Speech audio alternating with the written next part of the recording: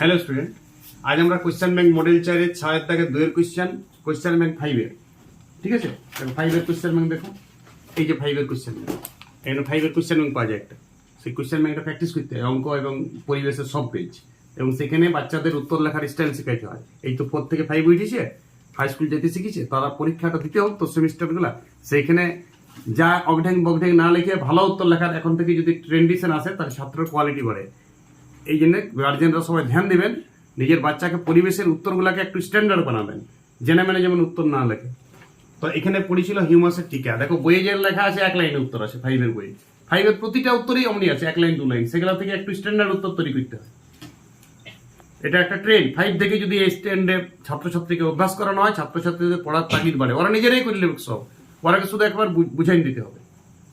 সবাই দেখবেন আমি বলছি, হিউমাস টিকাটা খুব স্ট্যান্ডার্ড টিকা। এটা ক্লাস 8-এও তুমি পেতে পারো, ক্লাস 9-এও পেতে পারো, বিভিন্ন ক্লাসে উচ্চতর ক্লাসেও হিউমাস মাটি সম্বন্ধে নলেজ থাকে।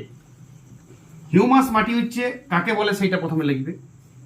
যে মাটির মধ্যে জৈব পদার্থ মিশে থাকে এবং সেইগুলা বিয়োজিত হয় না, জৈব পদার্থ কিছুটা অর্ধ বিয়োজিত অবস্থায় থাকে। মানে পাতা, ধরো মাটির উপর পাতা পড়ে গেছে, শুকনা পাতা, সেই পাতাগুলা মাটির সাথে মিশে যায় না, পচেও যায় না, কালো গার্বেজ হয়ে আছে জিনিসটা, বা লেবু খোসা পড়ে আছে অমনি আছে, বা একটা কোনো প্রাণী মরে আছে, গরু মরে আছে, গরু মরার যে অংশটা সেইটা মাটির সঙ্গে এখনো ঠিক করে মিশে নাই, কালো কালো হয়ে গেছে।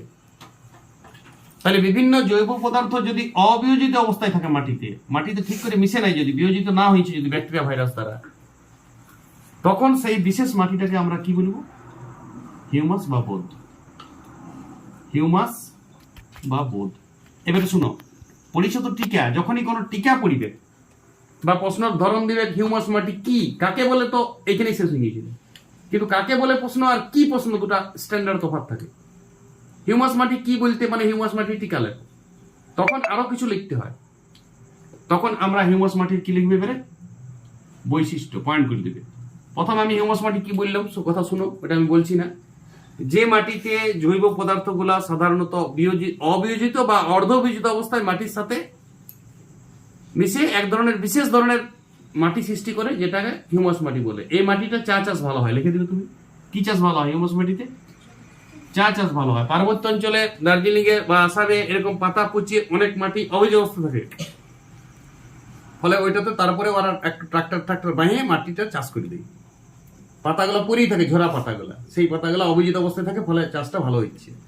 বৈশিষ্ট্য হচ্ছে একটা কোড মনে রাখবে বৈশিষ্ট্য করার জন্য, গজ খাও পিতাজি। গজ খাও পিতাজি, নিশ্চয় কাছে তো লেখা। গজ খাও পিতাজি মানে হাতি খাও বাবা। গজ খাও, গজ মানে হাতি, বাবাকে বলছো তুমি যে গজ খাও, মানে কোড বটে, বৈশিষ্ট্যগুলো দেখাও, আপনি মনে থাকবে। তাহলে গ ফর গঠন উন্নত করে,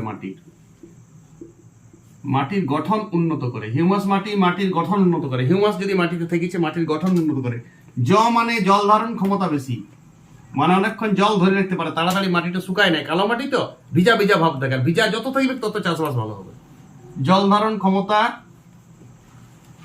বেশি, তাহলে গজ হয়ে গেল।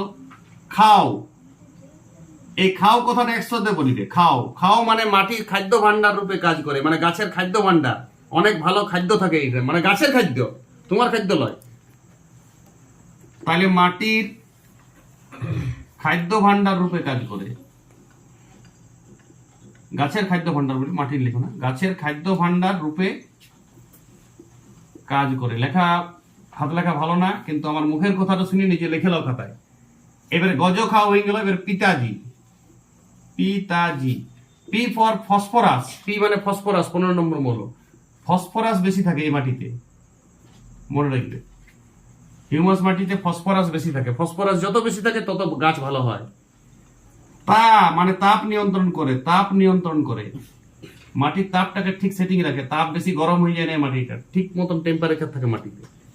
আর মানে জীবাণুদের ধ্বংস করে, মানে কিছু কিছু উপকারী জীবাণু আছে, উপকারী জীবাণুর কর্মক্ষমতা বাড়ায়, মানে যেটা ভালো জীবাণু, ব্যাকটেরিয়া, ছত্রাক মাটিতে থাকে, তো কিছু জৈব জিনিস, কেঁচা, এগুলা যত থাকে তত গাছপালা ভালো হয়, ওগুলা পুড়ে দেয়, অক্সিজেনটা ভালো হয়।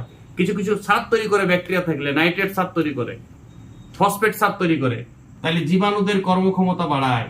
জীবাণু মানে ব্যাকটেরিয়া, ছত্রাক, জীবাণুদের কর্মক্ষমতা বৃদ্ধি করে, এই কোড করতে হবে। তাহলে হিউমাস মাটির কটা বৈশিষ্ট্য পেলাম আমি, বলো?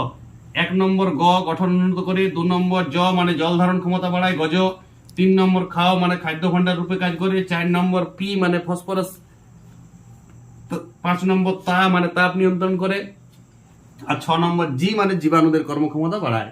কোডটা মনে থাকবে, লেখাটা তুমি লিখতে পারবে গজ খাও পিতাজি, কিন্তু ওইটা লিখে দিও না গজ খাও পিতাজি, পরীক্ষা তো তোমাকে শুধু এইগুলো লিখতে হবে, ওইটা মনে করতে হবে মনে মনে, ওইটা কোড বটে। গজ খাও পিতাজিটা মনে রাখবে, তাহলেই তুমি হিউমাস মাটির 6টা বৈশিষ্ট্য বলে দিতে পারবে। আর উপরে তো সংজ্ঞা লিখেছি, কাজ লিখেছি, এই ডিজাইন উত্তরটা হবে, এটা একটা ডিজাইন উত্তর। উত্তর লেখার একটা বলে স্টাইল। কাকে বলে প্রথমে লিখেছি, কি চাষ হয় এখানেই বলে দিলাম, চা চাষ ভালো হয়। তারপরে বৈশিষ্ট্য পয়েন্ট দিয়ে এই মাটির বৈশিষ্ট্যগুলি হলো, তারপরে তুমি লিখতে শুরু করবে। 1 নম্বর গঠন উন্নত করে, 2 নম্বর জল ধারণ ক্ষমতা বৃদ্ধি করে, 3 নম্বর খাদ্য ভাণ্ডার রূপে কাজ করে, ফসফরাস বেশি থাকে, তাপ নিয়ন্ত্রণ করে, জীবাণুদের কর্মক্ষমতা বাড়ায়। গজ খাও পিতাজি, হাতি খাও বাবা, এটা কোড। হিউমাস মাটি গজ খাও পিতাজি বললে হিউমাস মাটির পড়া শেষ। ওকে, ভালো থাকো।